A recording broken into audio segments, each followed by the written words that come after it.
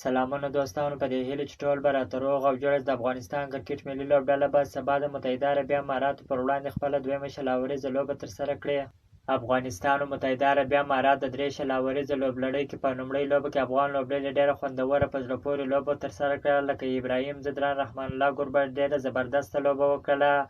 داسې حضرت الله زازی بیا یو ځل بیا ناکامه شو چې ډېره خرابه ناکامه توپوهنه یې وکړله، په 13 منډو باندې خپله ویکټه د لاسه ورکړه.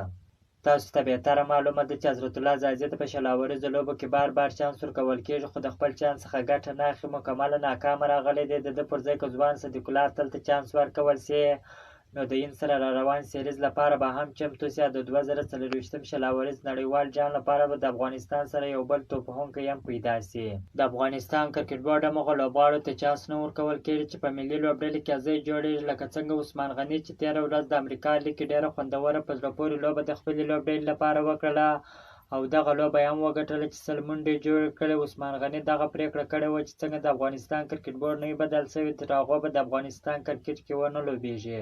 په لومړۍ لوبه کې د بریا وروسته افغان اتلان به سبا د افغانستان پر مهال ماښام 6:30 بجې د روانې لوبلړۍ کې به خپله دویمه لوبه د متحده عربي اماراتو سره ترسره کړي. که مو چیرې دغه ویډیو خوښه شوې ده، په چینل کې نوي یاست نو حتما مو چینل هم درسره سبسکرایب کړئ. که مو د فیسبوک پیج تر اوسه نه یې فالو کړی نو حتما مو فیسبوک پیج هم درسره فالو کړئ. تر بلې ویډیو پورې د الله په امان.